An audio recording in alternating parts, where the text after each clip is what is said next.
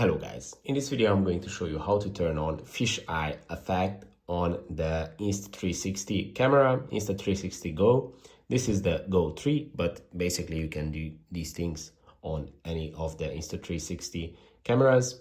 So to do that, it's quite simple. Just turn on the camera and look at the screen, and in the bottom right corner you will see this icon, and by tapping on it you can switch between lens modes. And the fisheye modes are these two.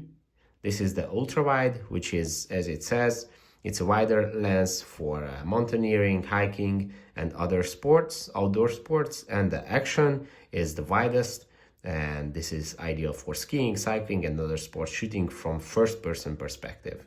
So this is how it looks. As you can see, this is much wider. You can see larger area in the video. And if I go to narrow without the fisheye effect, it's a lot smaller and more narrow.